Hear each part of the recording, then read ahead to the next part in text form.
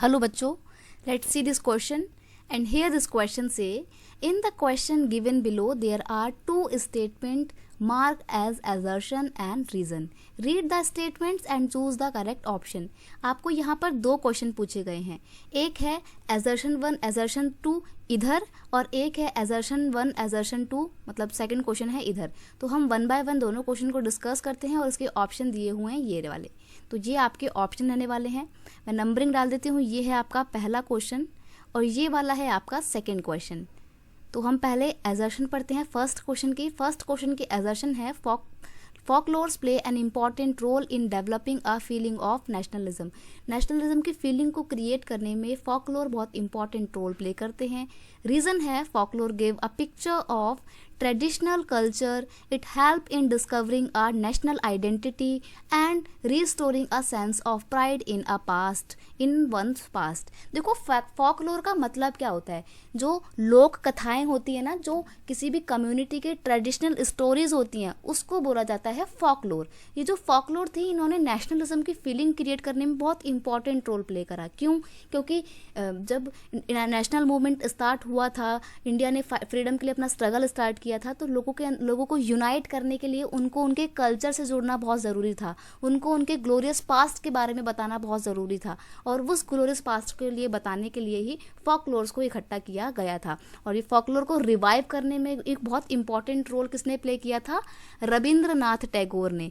Rabindranath Tagore collect the hymns, ballads and rhymes and let the movement for folk revival. और folk revival को दोबारा से जीवित करने का एक आंदोलन शुरू किया था ताकि लोगों के अंदर नेशनलिज्म की फीलिंग को क्रिएट किया जा सके. और ये फीलिंग कैसे क्रिएट हुई? जब लोगों को उनके ग्लोरियस पास्ट के बारे में पता लगा और तब उनके अंदर एक sense of unity I. Assertion और रीज़न इसलिए हमारे यहाँ पे दोनों ही सही है बिल्कुल.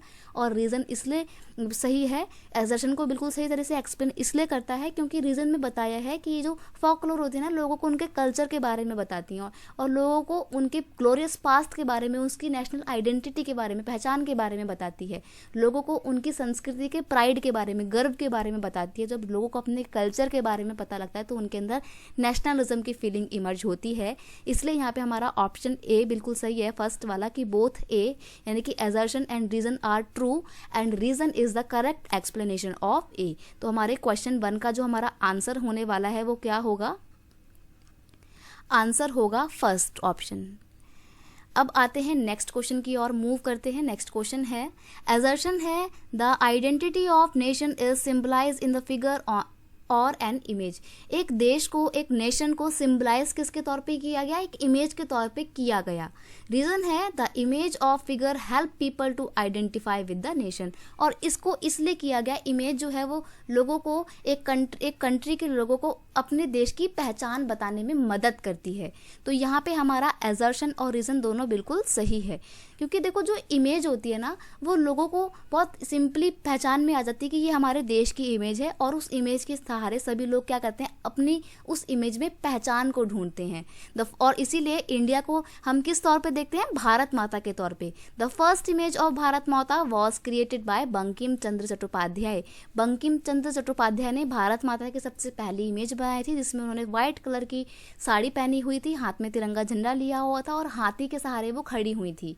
तो ये थी भारत माता की पहली इमेज. बाद में अबिंद्रनाथ टैगोर, ये रविंद्रनाथ टैगोर के ही छोटे भाई थे, अबिंद्रनाथ टैगोर. तो Abanindranath Tagore painted popular image of Bharat Mata in 4 of ascetic displaying feature of calm, divine and spiritual.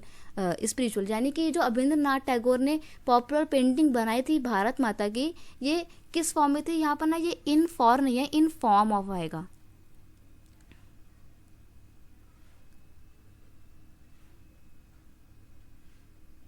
In form of एसेंटिक मतलब साध्वी के तौर पे ये इमेज दिखाई थी उन्होंने, अबिंद्रनाथ टैगोर ने, जो ये डिस्प्ले कर रही थी कि उस इमेज में कामनेस के, डिवाइन के और स्पिरिचुअल के फीचर्स हैं. तो इसलिए ना अलग अलग तरीके से भारत माता को डिपिक्ट करने की कोशिश की गई थी ताकि लोगों के अंदर नेशनलिज्म की फीलिंग को क्रिएट किया जा सके और उनको नेशन आइडेंटिटी से जोड़ा जा सके. तो यहाँ पर हमारा एजर्शन और रीजन दोनों बिल्कुल सही हैं.